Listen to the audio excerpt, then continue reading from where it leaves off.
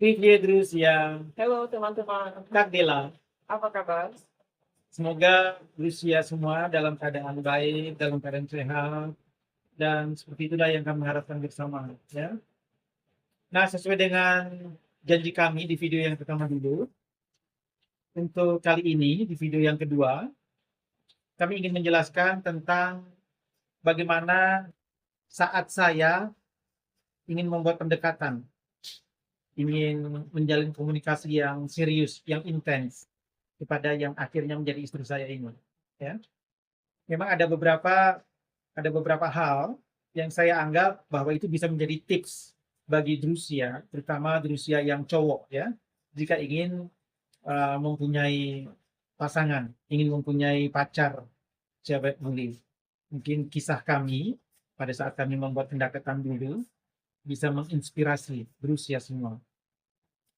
Nah, seperti di video saya yang pertama dulu saya jelaskan bahwa kita bisa menjalin komunikasi, dengan cewek bule itu lebih baik kita berkomunikasi dengan tema-tema yang umum saja dulu, ya.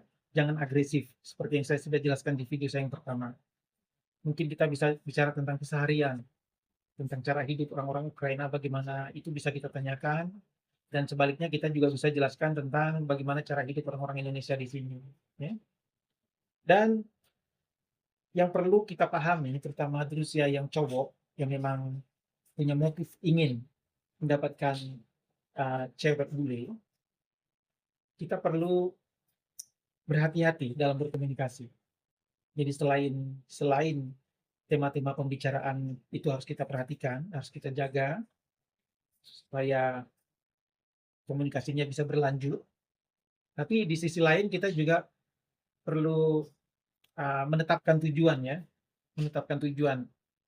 Gimana caranya supaya kita bisa membuat cewek yang kita sedang incar ini tertarik dengan pikiran kita, dengan gagasan kita, dengan sikap kita, atau dengan kecenderungan kita.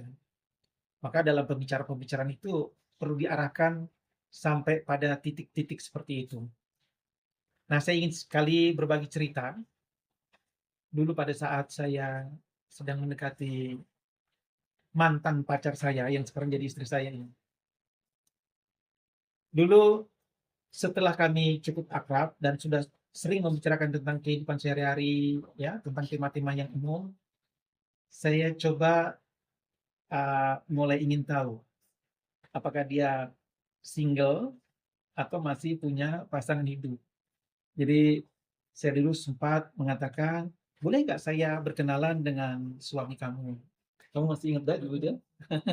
Itu pertanyaan menarik. Menarik ya. Jadi itu menunjukkan bahwa kita, eee, menghargai privasi dia, ya, kehidupan dia. Jadi saya tanya, "Bisa nggak, boleh nggak berkenalan dengan suami kamu? Kenapa kok Anda tidak pernah mau memperkenalkan suami kamu kepada saya?" Itu sebetulnya, cara untuk mengetahui apakah dia dalam posisi single atau masih punya pasangan hidup, ya. Itu tips pertama. Tips kedua, setelah setelah dia melihat ada signal, ya, bahwa kita mulai tertarik secara personal terhadap dia, ya tidak ada salahnya kalau kita bicara yang sifatnya memuji, ya, memuji. Jadi memuji di sini bukan memuji yang berlebihan ya, jadi tidak realistis ya. Memuji-memuji yang realistis, memuji yang sekiranya, itu bisa membuat dia merasa nyaman mendengarkan pujian kita dan jadi seperti, eee, ingin lagi mendengar kapan ya dia akan memuji aku lagi gitu. Kamu masih ingat dulu aku, beberapa kali memuji kamu? Ya, aku merasa nyaman dan aku merasa bahwa suamiku sangat tulus.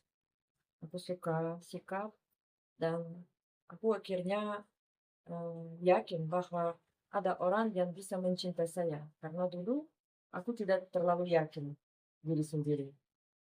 Dia pilih kata-kata tepat sekali supaya aku merasa yakin bahwa dia hormat saya, mencintai saya, supaya aku bisa juga percaya. Tidak hanya mengatakan, "Aku mencintai kamu," tapi aku lihat sikap dalam tindakan. Meskipun kita online, dalam kata-kata hormat, itu sudah cukup supaya aku bisa lega, tenang, baik. Sekarang mulai hujan ya, dengan mungkin ada suara-suara, maaf, sepanjang Saya ingat dulu uh, pernah memberikan pujian yang sampai sekarang bahkan dia masih ingat dengan pujian yang aku pernah dulu berikan kepada dia. Saya pernah mengatakan bahwa kamu adalah wanita yang sempurna dalam ketidaksempurnaan. Nah, ternyata pujian saya ini direkam sama dia dan sering dia putar ulang rekaman itu. Saya jadi malu sendiri. dari awal dia mengatakan kamu sempurna. Enggak, aku tidak bisa sempurna. Aku manusia biasa, bisa juga salah, tidak bisa semua lakukan ideal. Dia mengatakan itu kalimat, kamu sempurna dalam ketika sempurna. Ketidaksempurnaan. Itu aku sangat menyentuh saya. Dan sering SMS yang Nova kirim, aku selalu simpan. Kalau aku merasa kadang-kadang sedih atau mungkin sesuatu terjadi, aku baca-baca kata-kata dia, aku menghibur. Kata-kata itu bisa menghibur saya. Jadi dia punya strategi bijaksana untuk dapat bule ya. Iya.